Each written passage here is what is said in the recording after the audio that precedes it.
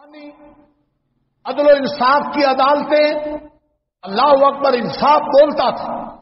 مخزومہ قبیلے کی فاطمہ نامی عورت نے، ذرا جا کر سننا، چوری کی تو چور کی چوری ثابت ہو جائے تو سزا اسلامی ہاتھ کاٹا جائے، زانی کنوارا ہو تو کوڑے مارے جائیں، اور اگر شادی شدہ ہو تو رجم کیا جائے، جھوٹی تہمت بدکاری کی لگانے والا اس کو سکوڑے مارے جائیں۔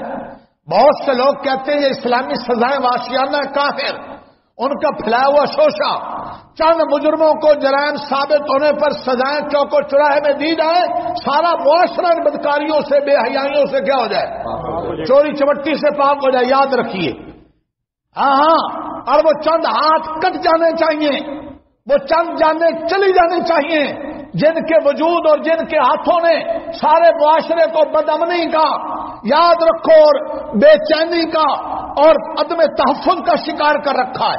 اسلام کا حدود کا جو نظام ہے، جہاں قرآن میں بیان ہوتا ہے وہاں اللہ حدود کے بارے کہتے ہیں اس میں تمہاری زندگی ہے، حدود کے نافذ کرنے میں زندگی ہے، حدود کے نہ نافذ کرنے میں زندگی۔ خیر، آج میرا موضوع نہیں، میں نے اشارے میں یہ بات کہی۔ محمد مصطفیٰ صلی اللہ علیہ وسلم کی عدالت میں کیس آیا، حضور صلی اللہ علیہ وسلم کی عدالت نے انصاف کرتے ہوئے اس تکڑے خاندان مخزومہ قبیلے کی بیٹی کے لیے جرم ثابت ہونے پر ہاتھ کٹنے کا فیصلہ سنایا۔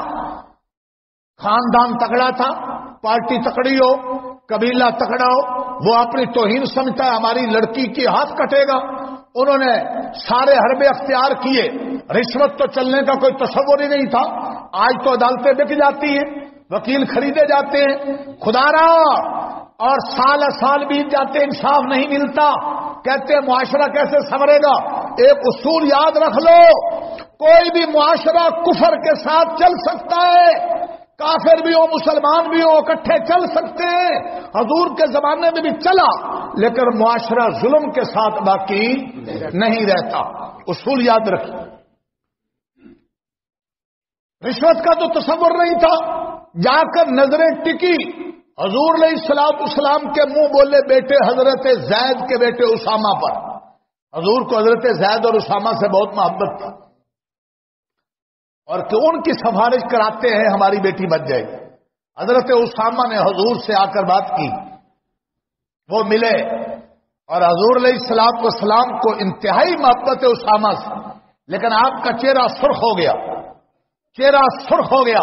اور حضور نے وہ جملہ کہا جو تاریخ کے سنہری حروف میں لکھا گیا، اس کو پھیلا دو اور اپنا لو۔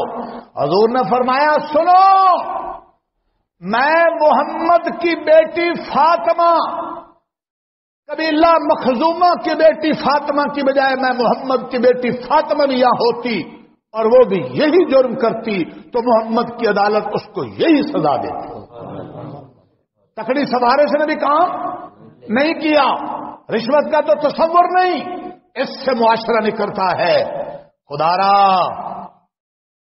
ہم سمجھیں کہ حکومتوں کی کوتاہیاں اپنی جگہ ہیں، عدلیہ کی کوتاہیاں اپنی جگہ ہیں، پنچایت اور تھانہ کلچر کی کوتاہیاں، ہر جگہ ظلم ہے، انصاف نہیں ہے، انصاف کم ملتا ہے، لیکن خدا را اپنے اندر بھی جھانکیں۔